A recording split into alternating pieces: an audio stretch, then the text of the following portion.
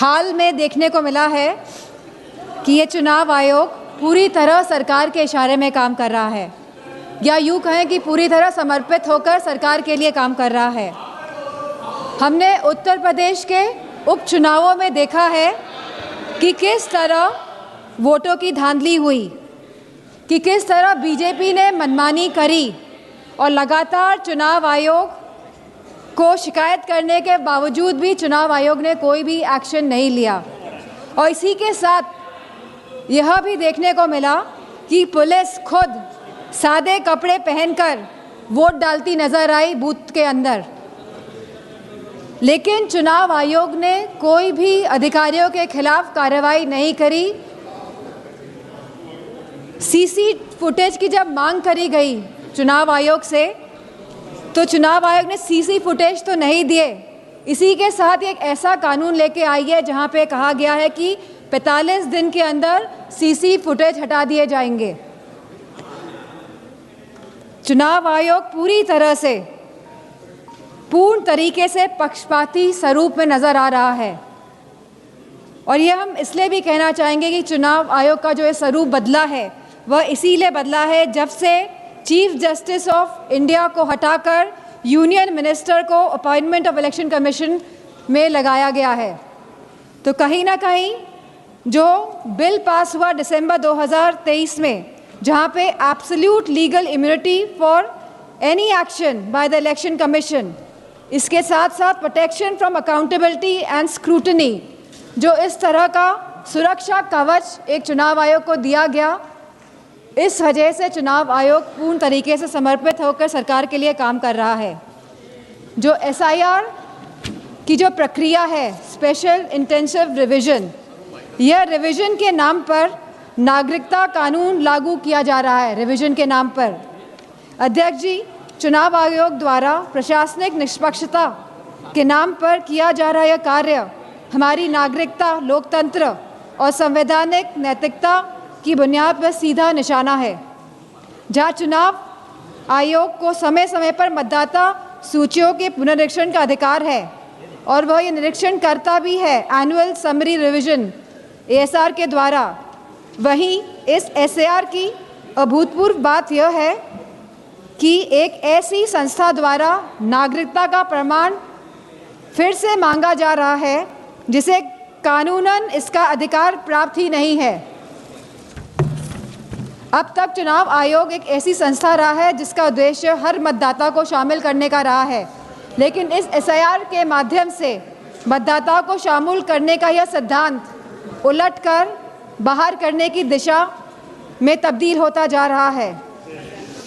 जहां बिहार में SIR कराया गया और लगभग 80 लाख वोटर्स को डिलीट किया गया, और यह सूची आज भी उपलब्ध नहीं हो पा रही है कि 80 लाख वोटर्स आखिरकार कौन थे। ये देखिए, महिलाओं का हमेशा ये अपमान करते हैं, लेकिन हमारे प्रधानमंत्री चाहे बेटी बचाओ बेटी पढ़ाओ हो, महिलाओं को शौचालय देने से लेकर, महिलाओं को गैस देने से लेकर, महिलाओं को जो है वो छात्रवृत्ति न जाने कितनी ऐसी योजनाएं हैं। कांग्रेस वालों, शायद तुम लोग ये समझ नहीं पा रहे हो, EVMs हैक नहीं करते हैं प्रधानमंत्री लोगों के दिलों को हैक करते हैं। और ये लोग दुहाई देते हैं कि वो जो पुराने जमाने के दकियानूसी, वो जो चिट कागज पे लिखकर जो मतदान होता था वो सबसे अच्छा था। ये लोग भूल गए वो दिन, आप लोग भूल गए वो दिन। इंदिरा गांधी वर्सेस राजनारायण का केस, उसको जो है इतिहास में the case that shook the nation के नाम से जाना जाता है। उस पर मैंने एक फिल्म भी बनाई हुई है। वोट चोरी और वोटों की धांधली के लिए एक प्रधानमंत्री पे एक साधारण से नेता ने केस किया था और उस धांधली में वो पकड़ी गई थी।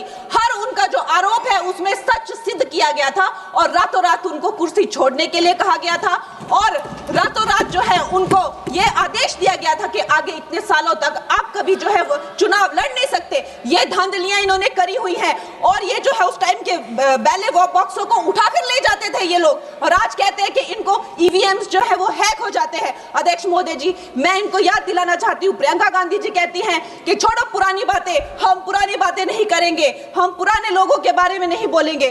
तो मैं ये जानना चाहती हूँ कि आपकी जो माता जी हैं वो तो आपकी अध्यक्ष है और इस वक्त की वो अध्यक्ष है, उनकी जो है आप देखिए जब उनकी नागरिकता नहीं थी, जब उनके पास 1983 में नागरिकता आई, उसके कितने साल पहले से वो वोट देती आ रही हैं। तो ये जो इनका जो परिवार है, एंटाइटलमेंट से जो ग्रस्त ये इनका परिवार है, ये प्रियंका गांधी जी को भी याद रखना चाहिए। चाहे आपका भूतकाल हो, चाहे आपका वर्तमान हो, आप सब लोग, चाहे ईवीएम हो या चाहे कागज पे लिखा हो, जब आप लोगों के चरित्र में जो है किसी तरह की मर्यादा नहीं है, आप लोगों ने कभी भी इस देश का, यहाँ की कानून व्यवस्था का, संविधान का कभी आप लोगों ने सम्मान नहीं किया हुआ है। और अध्यक्ष महोदय जी, बिहार में जैसे ही एसआईआर आया, एसआईआर लागू हुआ, हमारी सरकार ने जो है कम से कम 60 लाख से ज्यादा अवैध, अब ये वोट, ये जो सारे अमाननीय वोट कार्ड है, ये सिर्फ घुसपैठियों के नहीं है, कुछ ऐसे लोग हैं जो माइग्रेट हो गए हैं, कुछ ऐसे भी लोग हैं जो इस दुनिया में है ही नहीं, 60 लाख से ज्यादा। और अगर वो लोग जेन्युइन थे तो उन्होंने, किसी ने तो रिक्वेस्ट करनी चाहिए थी कि भाई मेरा वोटर आईडी कैंसिल हुआ है।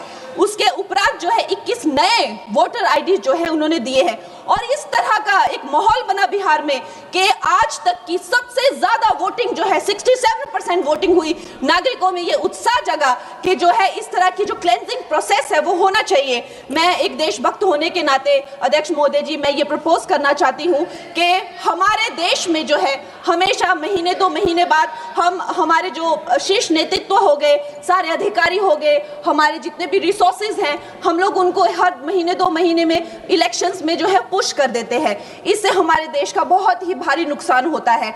और मैं ये चाहूंगी कि 1 नेशन 1 इलेक्शन, जो नरेंद्र मोदी प्रधानमंत्री जी जो कहते हैं कि एक वोटिंग जो है डेमोक्रेसी के उत्सव के रूप में, जैसे कि दिवाली होती है, होली होती है, उस रूप में मनाया जाए, क्योंकि ये सिर्फ सरकार का ही नुकसान नहीं है। 10,000 करोड़ से ज्यादा का जो नुकसान होता है सिर्फ वही नहीं है, लेकिन मुझे लगता है कि धीरे धीरे हमारे जो नागरिक भी है उनमें जो वोटिंग फटीक है, बार बार उन्हें जागरूक करना, बार बार कई जगहों से जहां वो काम करते हैं वहां से उनको ट्रैवल करके अपने नेटिव प्लेसेस पे आना और बार बार मार्केटिंग करके, it is exhausting for the whole ecosystem.